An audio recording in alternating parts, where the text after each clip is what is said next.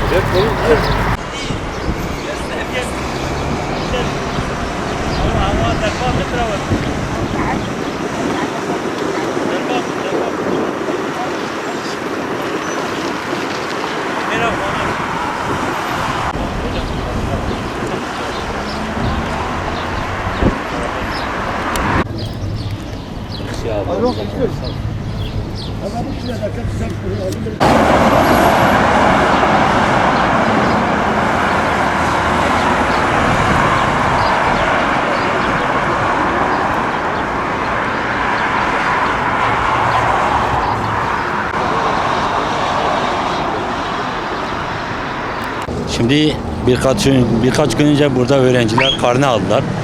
Biz de o gün buraya şahit olduk. Öğrenciler gerçekten burada Şehit Özkan Özendi Proje İmam Hatip Lisesi var.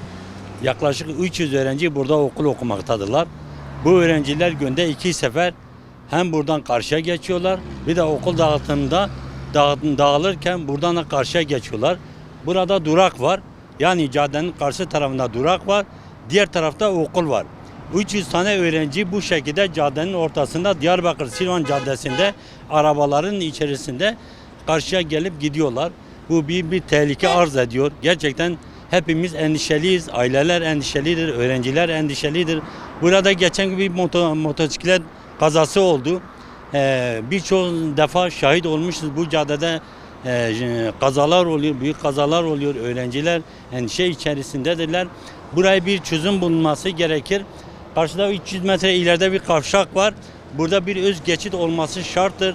Bu öğrenciler için, böyle önemli bir okul için buraya en kısa zamanda bir öz geçit yapılması gerekir. Bu öğrencinin can güvenliği önemlidir. Buna el atılması gerekir. Buraya bir öz geçit yapılması gerekir. Biz de bu işin takipçisi olacağız.